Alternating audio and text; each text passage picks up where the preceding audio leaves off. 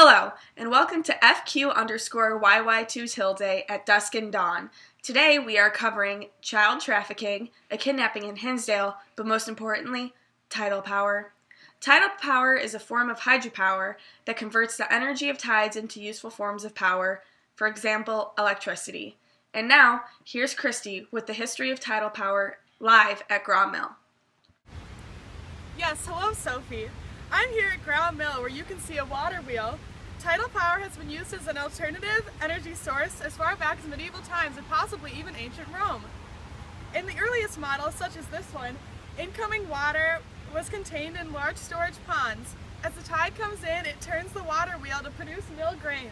Back to you, Sophie.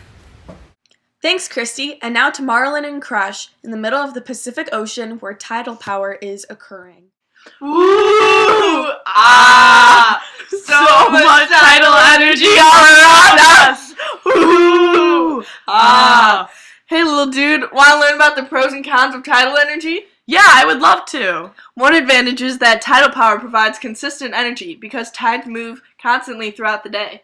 It's also pollution-free and has low operating costs. Also, because tidal power is typically completely submerged, it does not detract from the nice ocean view.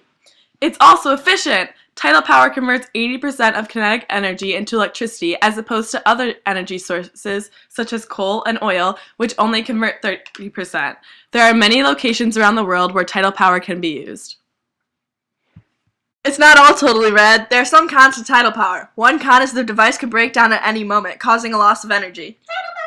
Also, shifting tides can affect the amount of energy produced. Higher tides produce more energy, while lower tides don't produce as much. The machines underwater can also affect the health of marine life, and although tidal power can save money in the long run, the initial cost can be very expensive.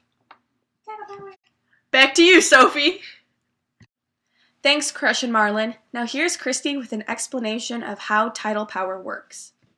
Tidal power is produced by the Earth's ocean tidal forces, which are periodic variations in gravitational attractions by celestial bodies, such as the sun and the moon, that create currents in the ocean. When the tides are attracted by a gravitational pull, sea level rises temporarily, which forces the ocean to move toward the shoreline, creating tidal power. Then tidal generators convert the power from the ocean tide into electricity. Tidal stream generators, or TSGs, use kinetic energy from the moving water to power turbines, similar to how wind powers wind turbines.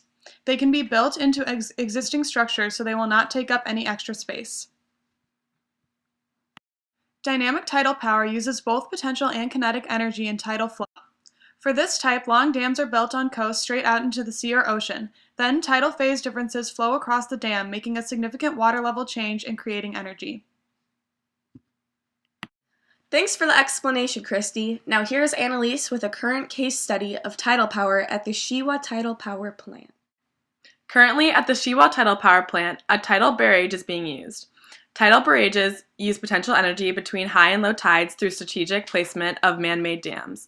As the sea level rises, when the tide comes in, the increase in tidal power is channeled into large basins behind the dams. This power is then converted into mechanical energy as the water is released through the large turbines that create electricity through generators.